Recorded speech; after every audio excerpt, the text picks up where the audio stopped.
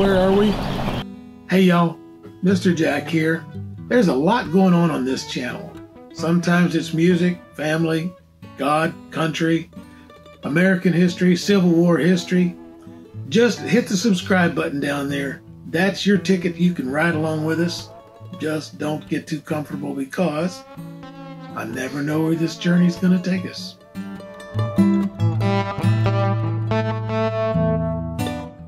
A couple of episodes ago, I left you to go take care of my mom, and then last episode I kind of gave you an update on how things are going with her. So we're just going to pick up where I left off a couple of weeks ago. We're at the land between the lakes, which is on the Kentucky-Tennessee border, just about an hour or so northwest of Nashville. So let's pick up where I left off.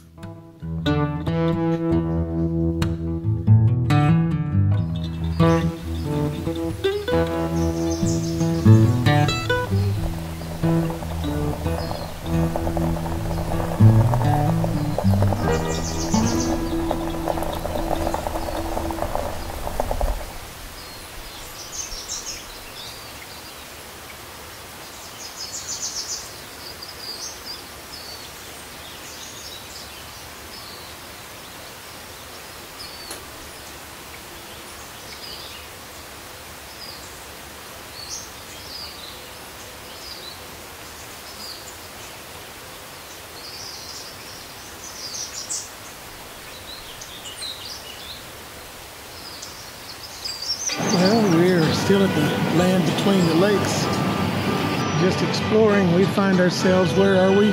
We're in Grand Rivers, Kentucky. Since our ignoramus president's policies have caused gas prices to soar, we're still traveling, just not as far as we used to, or as far as we had planned on going. The land between the lakes is less than 2.5 hours from our home in Franklin. My idea of getting away is getting away. Sherry's idea of getting away is finding stores, Walmart, other chain stores. So while we were out exploring, we came across this little village, Grand Rivers, Kentucky. Population 382. There are all kind of shops, antiques, boutique clothing, housewares, marksman supplies. There's a lot more. There are other things to do in the area. You can shop, you can go to festivals, go hiking. I think there are more than 200 hiking trails. There are biking trails. You can ride horses. You can go camping, boating, fishing, and you can even golf. Together, now Kentucky Lake, this land between the lakes, it consists mostly of Kentucky Lake and Lake Barkley. They form the largest body of water between the Great Lakes and the Gulf of Mexico.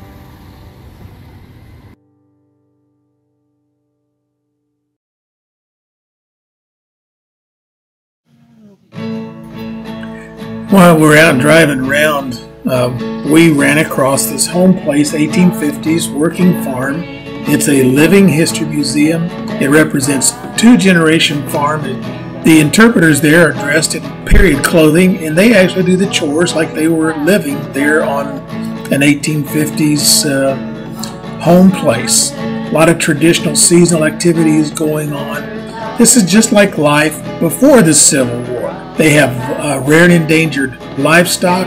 They cultivate many varieties of garden plants and field crops, and mostly from heirloom seeds. I find it interesting, heirloom seeds dating prior to the Civil War. Wouldn't you like to taste those vegetables, which you can do whenever they're cooking? They weren't doing that day. We got to see the tool barn. It's also the farmers' woodworking shops where they split rails. They make furniture. They turn a chair leg or two when they need to. You can even help the workers there, help with the chores if you'd like to do. And I wish they'd been cooking that day, but this wasn't harvest season. This is still planting, and the crops weren't even up yet. But can you imagine the smells in that outdoor kitchen? We were wondering, why would people live there? Why would people leave civilization and come out here? Well, if you're outdoors people, this is a great place to be. And if you're going to have a farm, it's a great place because of the Ohio River, the Tennessee River, the Mississippi River, easy access to get supplies and also ship ship your crops. In the 1850s, rural families like this lived off their field crops, the vegetable gardens and the livestock. For cash, they used tobacco and Indian corn. And when you're here, you might see some of that being grown and processed. But it seems like there's always something to do down on the farm. So we plan to go back one of these days.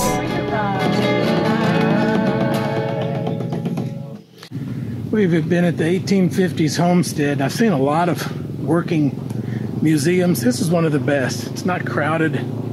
It's a very out of the way area, but the people are very knowledgeable and they smell very authentic. I think that's us.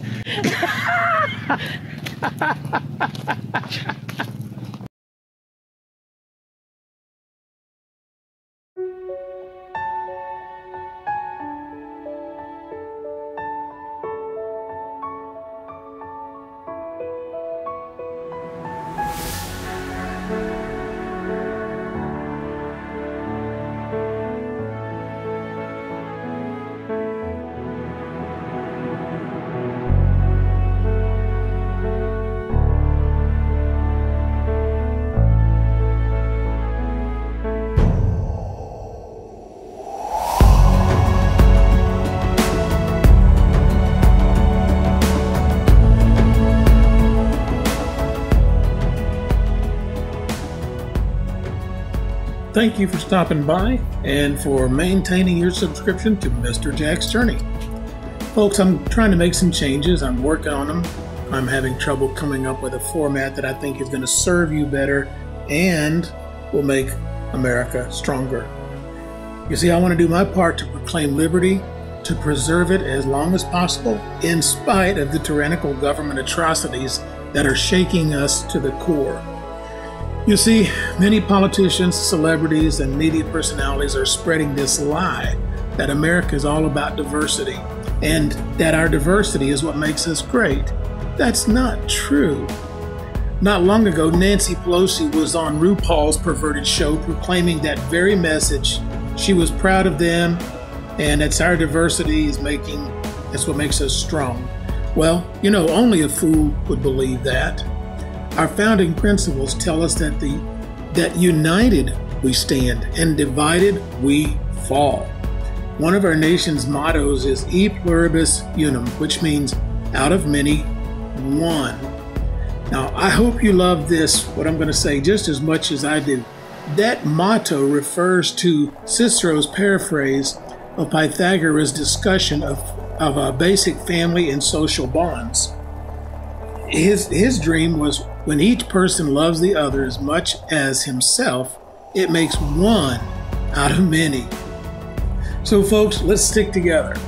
If there's to be a victory for this country, if there's to be a victory for what is right and what is good, it's going to be won because we are united. So I hope you'll stay with me and invite others to join the journey.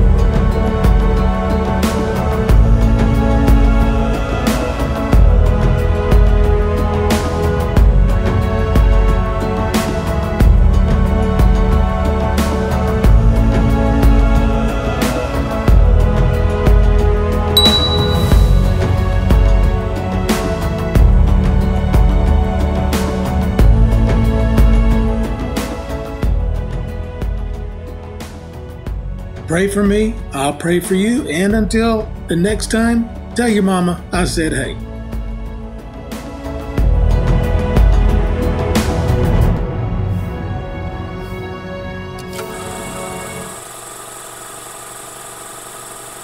On the bed. I don't want my picture taken.